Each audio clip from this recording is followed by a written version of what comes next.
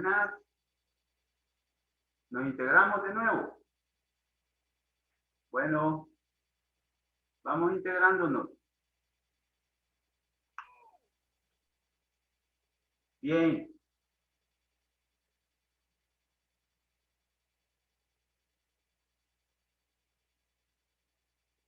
Vamos a seguir con esta clase.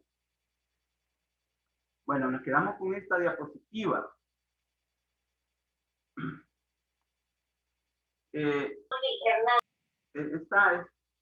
Esta idea o este planteamiento es muy importante para que se le vaya dando secuencia al planteamiento central.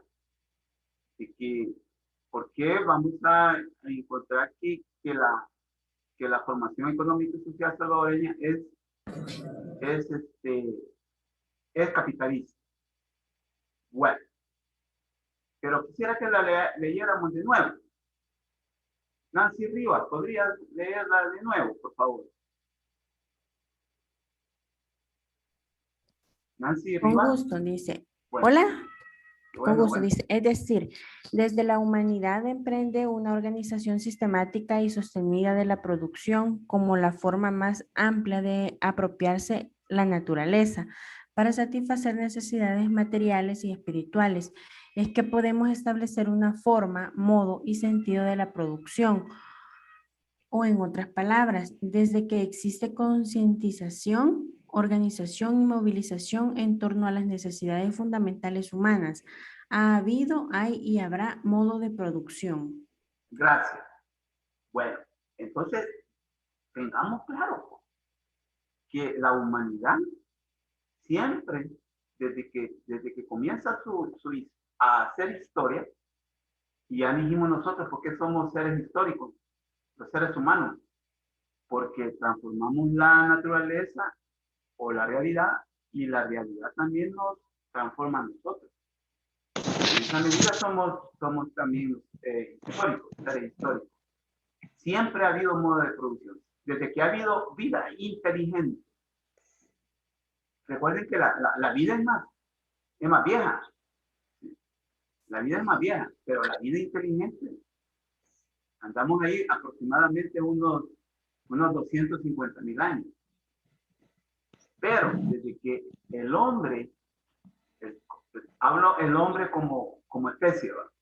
Por favor, las feministas no se me vayan a poner celosas. Cuando el hombre se empezó a movilizar, a concientizar y a organizar en torno a sus necesidades, es que funda el modo de producción. Y por eso es que decimos, ha habido, hay y habrá modo de producción. Bueno, que se entienda así la situación. Bien, entonces, pasamos a la otra idea. Quisiera que me la leyera. Michelle López. ¿Me la podría leer, por favor?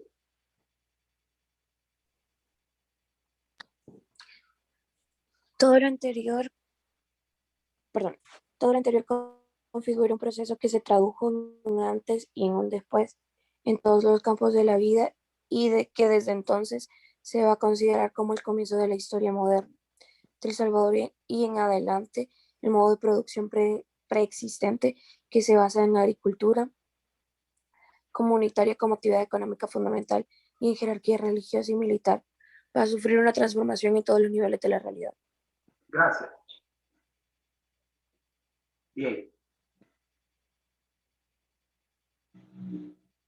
Creo que volvimos a saltarnos una diapositiva. Bien.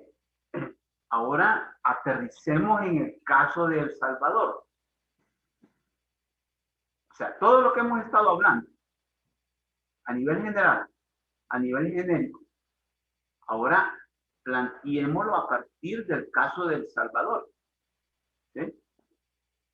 Entonces, Michelle, tú le diste la diapositiva que está después de esta. Entonces, yo te quisiera pedir de favor que leyeras esta porque es la que va antes. Y entonces para darle ilación a la idea, por favor. Michelle. Ok, el caso de El Salvador.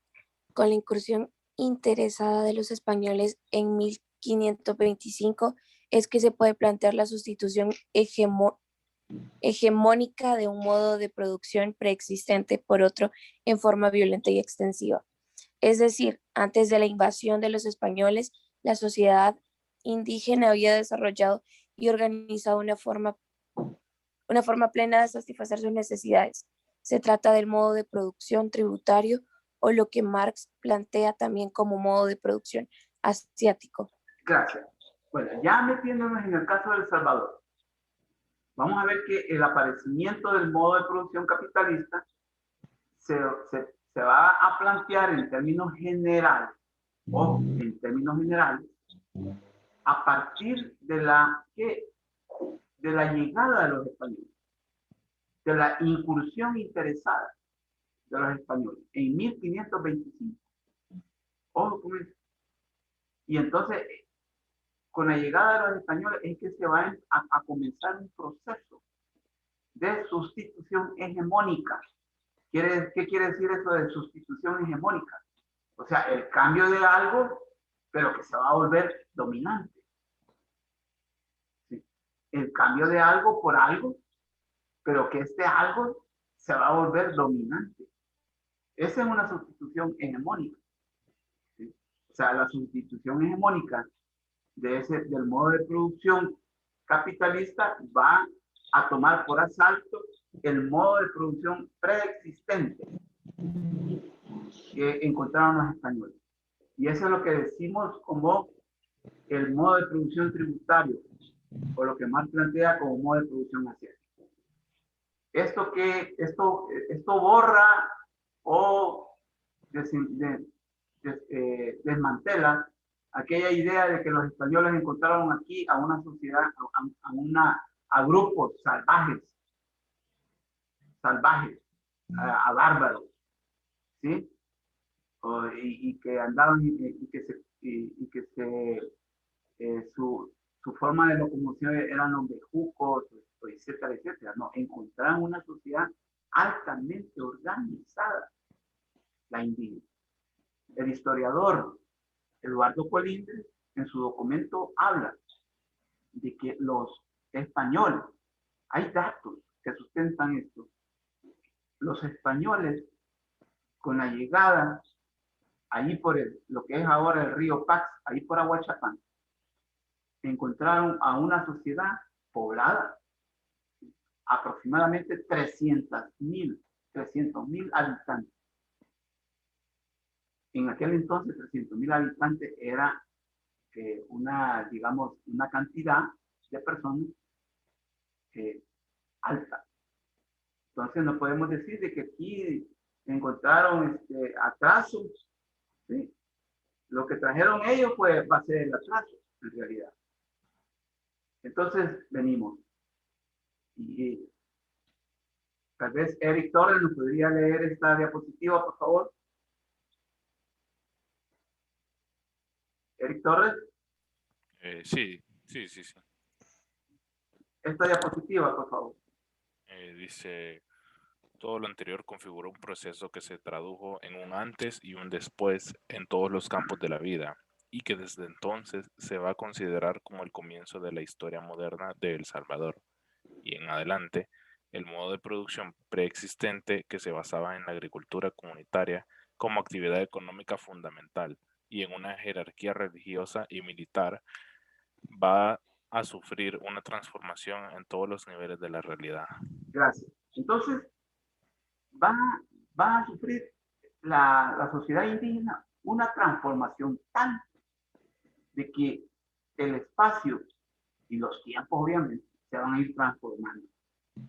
Aquí el compañero Eric nos leyó algo muy importante. Se puede considerar el comienzo de la historia moderna de El Salvador, porque la otra era prehistoria.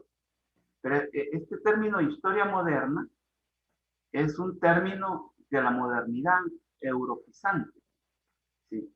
Este es un término europeizante que, digamos, hay que ser críticos nosotros al utilizarlo. Yo lo he puesto aquí porque en realidad ustedes, si ustedes empiezan a consultar documentos en internet, van a encontrar la historia moderna de El Salvador. ¿Sí? Así con este término, pero hay que decirlo. Este término obedece al planteamiento de la modernidad europea. ¿Sí? Porque eso no quiere decir de que antes no hubo historia. Claro que la hubo. Claro que la hubo. Pero este es un término estrictamente de la modernidad. Bien.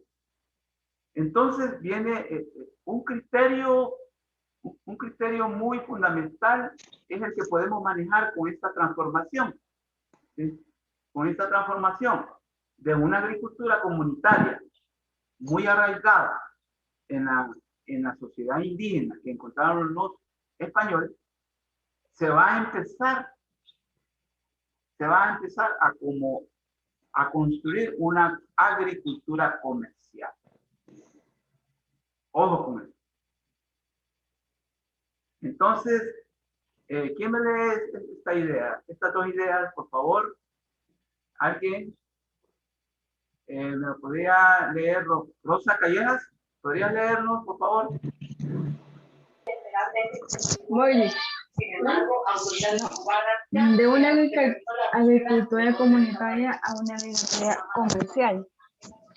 Sí, adelante.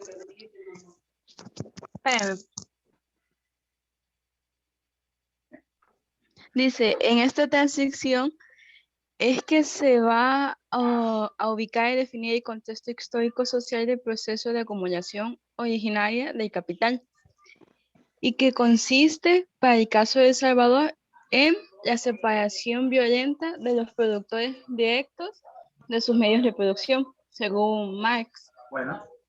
Y para el caso nuestro, va a ser la tierra en manos de las comunidades indígenas, las sujetas de despojo.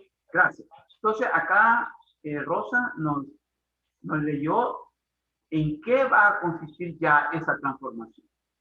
Pero no solo en términos así que la sustitución de un modo de producción por otro, sino que en realidad lo que en El Salvador significó la acumulación originaria de capital. Rosa fue bien clara cuando dijo, bueno, para el caso de El Salvador entonces va a ser en la separación violenta de los productores directos de sus medios de producción. Eso es, en realidad, la acumulación originaria de capital. El quitarle, el despojar a toda forma social, comunitaria y comunal, ¿sí?, de la tierra a sus habitantes. ¿Sí? Hay que despojar. Y eso fue lo que hubo.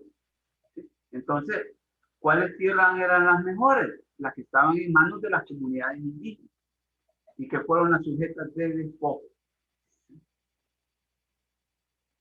Bueno, entonces aquí vale la idea que estábamos manejando. ¿Sí? Nancy Rivas, ¿nos podías leer esto, por favor?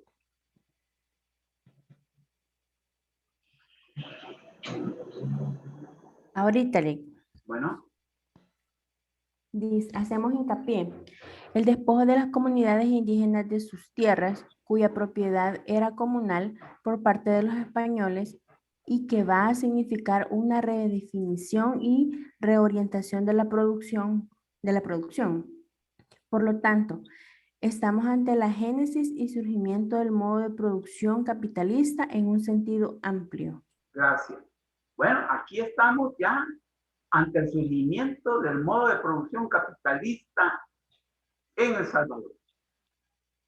Ojo, ya no solo vamos a hablar del modo de producción, sino que del modo de producción capitalista y con nombre y apellido en El Salvador. ¿Sí? La génesis y surgimiento del modo de producción capitalista en un sentido amplio, cuando las comunidades indígenas son despojadas de sus tierras, ¿sí?, por los españoles. y que va a significar, obviamente, en una redefinición y reorientación. ¿Por qué va? Y esta idea es muy fundamental. Resulta que en El Salvador, a diferencia del caso europeo, especialmente el caso inglés, en donde fue un proceso largo y lleno de circunstancias para cada país.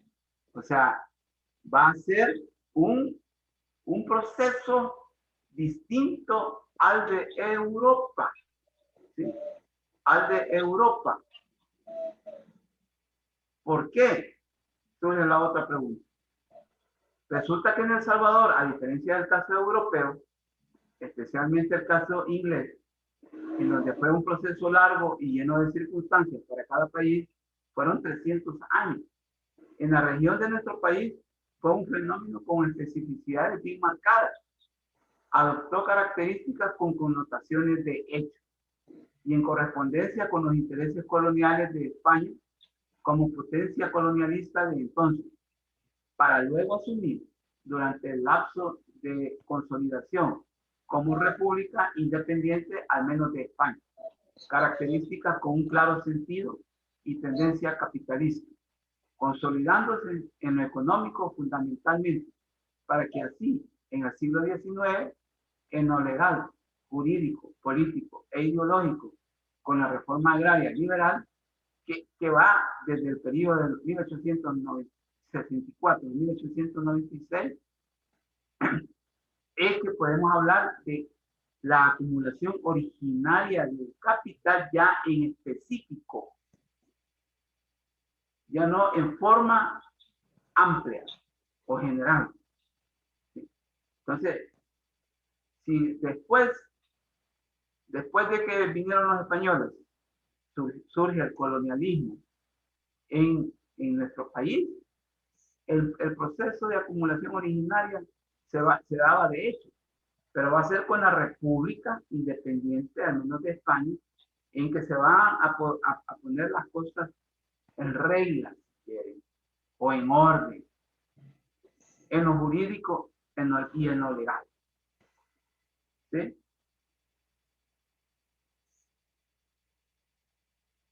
Entonces, vamos a llegar a una situación en la cual tenemos que destacar el impacto del proceso de acumulación originaria de capital en la sociedad salvadoreña.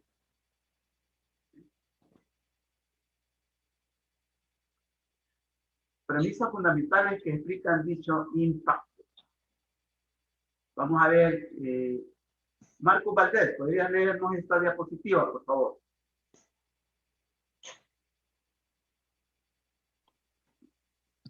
Buenos días, que me escuche. Sí, claro.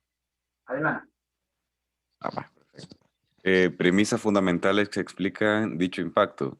Con el proceso de acumulación originaria de capital, la sociedad indígena, aproximadamente una población de 300,000 habitantes, ver fundamentos económicos de la burguesía salvadoreña, Eduardo Colindres, encontrada por la invasión salvadoreña, va a sufrir transformaciones radicales, invasión española, perdón, va a sufrir transformaciones radicales en lo económico, social, político, cultural, medioambiental y ecológico, convirtiéndose en una sociedad colonial y dominada por el yugo colonialista de los españoles a partir del siglo XVI hasta el siglo XIX, perdón, hasta el siglo XVIII, si no me equivoco. 19. Ajá. Un lapso que implicó la configuración de un pensar, sentir y actuar de sometimiento y subordinación a la lógica capitalista caracterizada por una... Creo que se ha cortado ahí. Sí, Ahí está. Por una sociedad en la cual la violencia, la corrupción, la impunidad y la injusticia social formarán parte de la cotidianidad al interior de la nueva estructura de clases. El español peninsular, criollo, indígena y mestizo, esos dos últimos, la mayoría de la población denominados y explotados dominados por los dos primeros hasta después del proceso de independencia, cuando la clase de los criollos asume como clase dominante sobre las demás. Se da un proceso entonces de deterioro de la sociedad indígena. Desaparece prácticamente.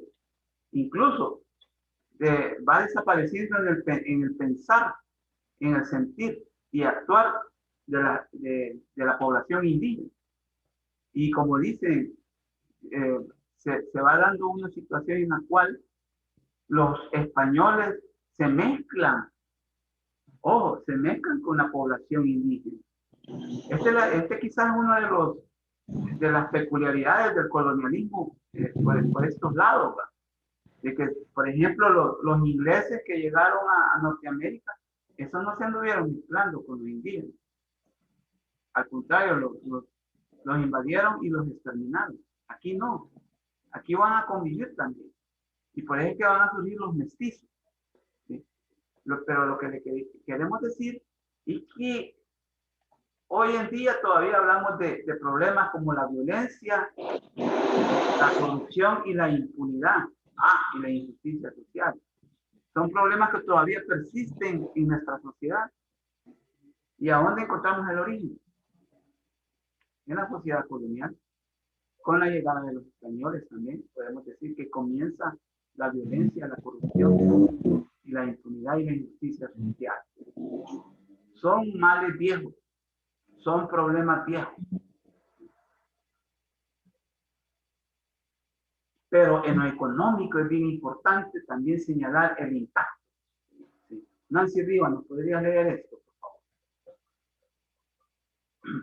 Nancy. Nancy Rivas. Sí, ahorita. Bueno. Mae dice, fundamentalmente en lo económico se va a configurar el modelo económico agroexportador y monoagroexportador, orientándose su quehacer a consolidar una economía extrovertida o abierta hacia afuera o desarrollo hacia afuera, con el claro propósito de inmiscuirse así, y articularse en el mercado mundial a través de la exportación privilegiando un solo producto. Primero con el añil durante la mayor parte de la colonia, después con el café en el siglo XXI, con la República Liberal y la caña de azúcar y el algodón durante todo el siglo XX. Gracias. Entonces, en lo económico, ¿sí?, va a surgir un modelo económico llamado modelo económico agroexportador y monoagroexportador. ¿Por qué terminamos diciendo monoagroexportador? Porque van a privilegiar solo un producto. Eso quiere decir monoagroexportador, que solo un producto se va a privilegiar exportar. Y eso sucedió precisamente desde el comienzo. Primero con el añil, después con el café. Y después solo caña de azúcar y después el algodón durante el siglo XX. Ese es algo muy importante tomarlo en cuenta. Ojo, esto tienen que ponerlo en el mapa conceptual. Algo sería un pecado si no lo toman en cuenta. ¿Sí? Si no toman en cuenta eso.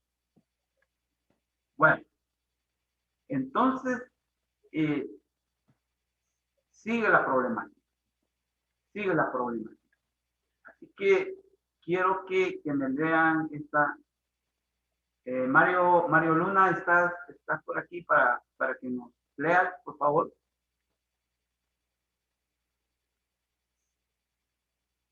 Mario Luna, ¿nos podría leer esta diapositiva, por favor? Bueno.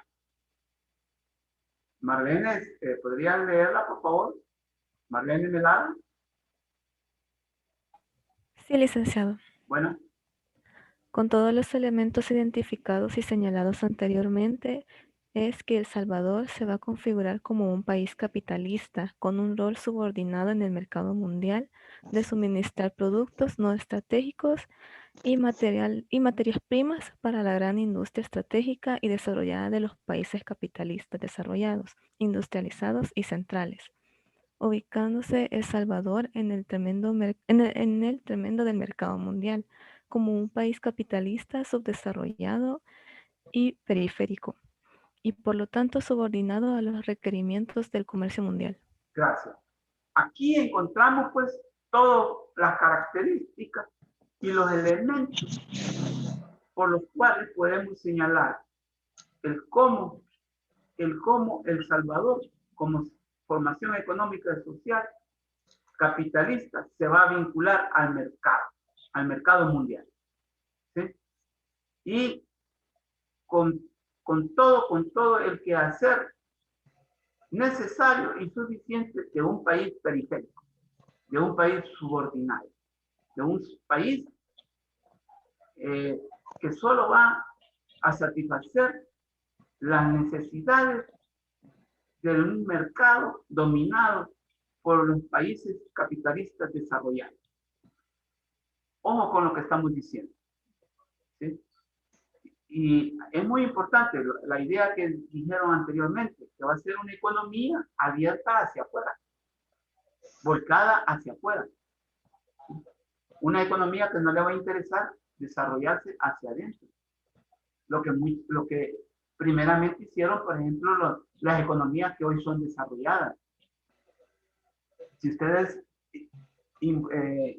indagan la historia económica de los países desarrollados, van a ver que ellos primero se desarrollaron o sea, adentro. Primero trataron de construir economía autónoma centrada en satisfacer las necesidades internas. Y después se volcaron hacia afuera. Aquí no, aquí fue al revés. Y todavía seguimos siendo así. Ese es un problema. Entonces podemos hablar de las consecuencias de ser un país subdesarrollado. Entonces queremos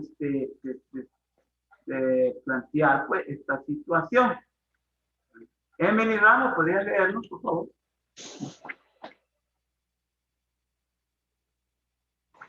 Dice, consecuencias de ser un país capitalista subdesarrollado. Como ya se ha definido, todas esas características como país capitalista se van a traducir a nivel interno en una sociedad, con los desequilibrios económicos, sociales, políticos, culturales y ecológicos, y que más se van a configurar en las condiciones de vida material y espiritual de la población. Gracias. Emily acaba de mencionar algo muy importante. ¿Qué es lo que se ve en la realidad salvadoreña como consecuencia de ser un país subdesarrollado?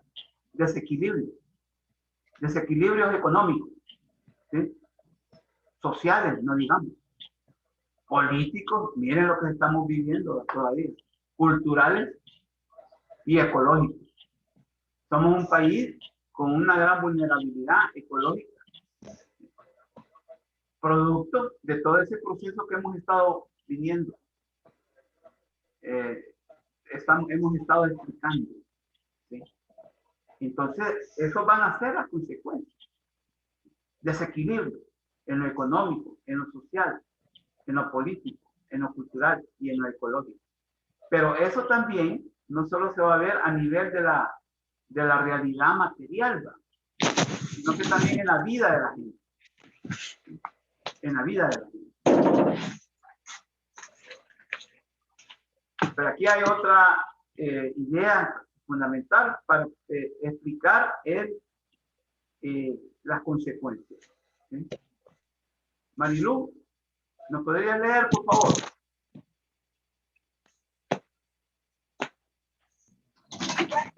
Desde el siglo XIX hasta la fecha, en pleno siglo XXI y globalización del modelo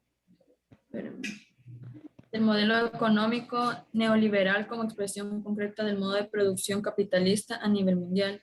El Salvador como país y sociedad ha registrado dramáticos desequilibrios y crisis en los niveles más fundamentales de la realidad histórico-social y en donde se manifiestan con profundidad los males endémicos como la desigualdad, exclusión, marginación que obstaculizan los esfuerzos que hacen los sectores que están claros en la necesidad de fomentar procesos hacia la democracia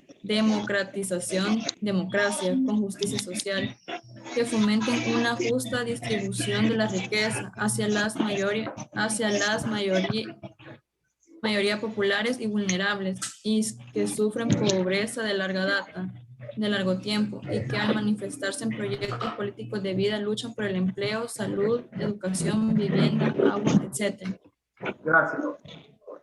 Fíjense bien, ese es el impacto y también la reacción de la formación económica y social salvadoreña. Ojo, lo que ha traído el modo de producción capitalista es desigualdad, exclusión y marginación. Eso lo trajo desde que surgió. Así que, ojo con eso. Cuando hagan el mapa conceptual van a tener que tomar en cuenta todos estos libros. Así que aquí está el cuestionario de base número 7. Y que ustedes van a tener que desarrollar este día y me lo van a enviar. Lick, disculpe, lo del mapa conceptual pueden ser los mismos grupos que hicimos la vez pasada. Claro, eso es lo que dijimos al principio de la clase, quizás no te habías conectado. Conserven los grupos, conserven, no los deshagan. Y si lo desintegraron, vuélvanlo a hacer, vuélvanlo a integrar. Bien. Miren que este es el cuestionario de debate número 7, ¿va? O no es el 7. Quisiera preguntarle. Este es el que toca. 7. ¿Es el número 7? Sí. Ok. Bueno, entonces, este es todo lo de la clase. Y les sugiero que empiecen a hacer el mapa conceptual. ¿Hay alguna pregunta sobre la clase? ¿Alguna inquietud?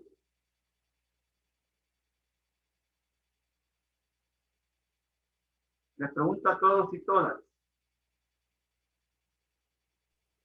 Todo bien, licenciado. Todo bien. Entonces, Todo claro, Lick. Vale. Miren, esta clase también ustedes, los que quieran, pueden convertirla en un mapa conceptual. Y entonces aquí tienen que tomar todas las ideas de ese mapa conceptual. Recuerden que tienen que utilizar un diagrama de flujo o un diagrama de secuencia. Esos dos modelos. No vayan a utilizar otro diagrama porque no les va a servir, ¿verdad? Así que vamos a llegar hasta aquí entonces, pues, y nos vamos a ver la próxima semana. En todo caso, yo tengo el foro ahí abierto que dura una semana y nos podemos comunicar. También por el Messenger de la plataforma y también por el correo electrónico mío. Recuerden que la herramienta para entregar el cuestionario se va a abrir a partir de las 12 del mediodía. ¿De acuerdo? Ok, Lick. Gracias. Bueno, entonces llegamos hasta aquí. Gracias por la atención prestada. Gracias, licenciado. Feliz día. Bueno, igualmente. Feliz día, Lick. Adiós. Feliz fin de semana. Gracias. Feliz día, Lick. Bueno. Adiós. Adiós.